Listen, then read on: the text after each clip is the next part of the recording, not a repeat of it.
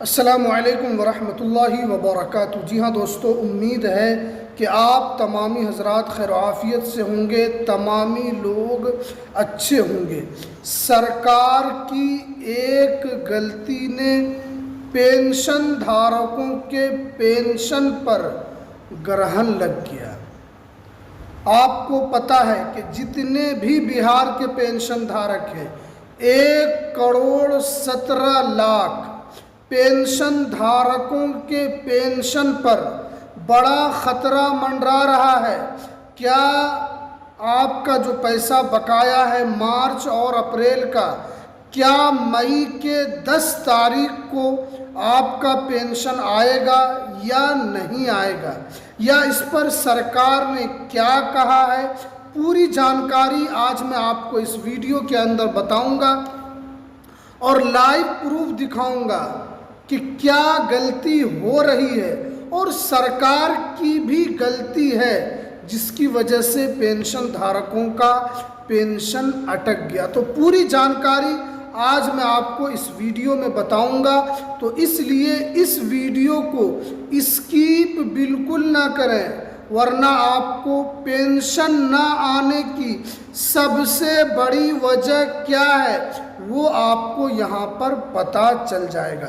देखिए, आपको पता है कि पिछले करीब 2 महीने से बिहार के 1,17,00,000 पेंशन धारक परेशान हैं।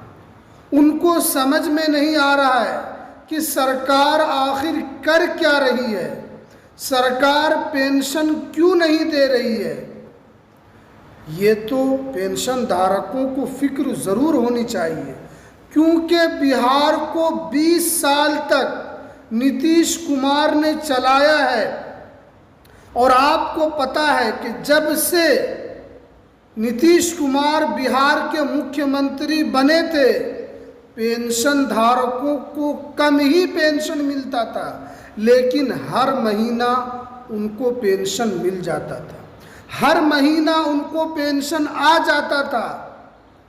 लेकिन बिहार में सत्ता परिवर्तन हुआ, बीजेपी का मुख्यमंत्री बना, भारतीय जनता पार्टी एनडीए गठबंधन की सरकार बनी और मार्च से ही पेंशन अटकना शुरू हुआ। जो आज मई की 21 तारीख है, अभी तक पेंशन धारकों का पेंशन नहीं आया है। इसमें देखिए, सबसे बड़ी जो सरकार की जो गलती है, आपको पता होना चाहिए कि 2025 में बिहार विधानसभा का जो चुनाव हुआ, उसमें सरकार ने क्या ऐलान किया कि बिहार में जितनी भी महिलाएं हैं जो अपना बिजनेस शुरू करेगी, सरकार उनको जीविका के ज़रिए से 10-10 हज़ार रुपया उनके खाते में डाला जाएगा और फिर कुछ उसके ज़रिए से वो अपना छोटा मोटा बिजनेस करेगी। आप हमें बताइए कि सरकार ने तो बिजनेस समझकर दिया था महिलाओं को कि वो अपने पैर पर खड़ी होगी, कुछ न कुछ करेगी, अपना खुद से कमाएगी। क्या जितने करोड़ों करोड़ महिलाओं को, लाखों लाख महिलाओं को जो पैसा दिया गया, क्या उन सभी महिलाओं ने बिजनेस शुरू किया या उन सभी महिलाओं ने कुछ न कुछ रोजगार शुरू किया? अगर सरकार इस पर सर्वे करेगी तो आपको मैं यकीन के साथ बताता हूं कि 10 से 20% औरतें ही इस काम में लगी है। वरना औरत तो यही कह रही है कि सरकार का काम था, उन्होंने पैसा दिया, हमने खा के ख़त्म कर दिया। यही वजह है कि सरकार का जो ख़जाना है वो खाली हो चुका है। अब सरकार करे तो करे क्या? आनन फानन में सरकार ने आरबीआई से लोन लेने के लिए उन्होंने गुहार लगाई कि 12,000 करोड़ रुपया हमें लोन दिया जाए। सरकार के पास अगर पैसा रहता तो वो पेंशन का पैसा नहीं देते। जब 12,000 करोड़ रुपया आप लोन ले रहे और उसमें ये भी बताया गया है कि 1,000 करोड़ रुपया जो है सिर्फ पेंशन धारकों के पेंशन मद में खर्च किया जाएगा, ये तो सरकार की स्थिति है पेंशन धारकों के लिए।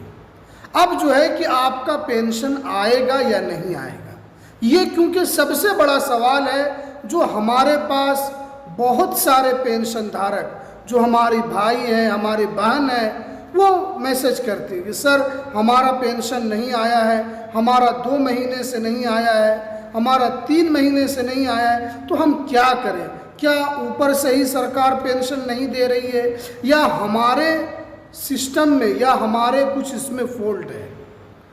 अभी मैंने कुछ पेंशन धारकों का स्टेटस में चेक कर रहा था, जिसमें 10-12 पेंशन धारक जो आए थे हमारे पास, तो हमने उनका चेक किया, तो उसमें 7 से 8 पेंशन ऐसे धारक थे जिनका जो है नोट जीवन प्रमाणीकरण वहाँ पर लिखा हुआ आ रहा था।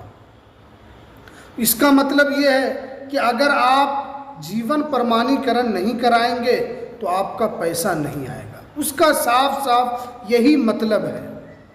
अब आप सोचिए कि 12-13 लोगों का हमने चेक किया, उसमें 7 से 8 लोगों का यही इशू बता रहा था।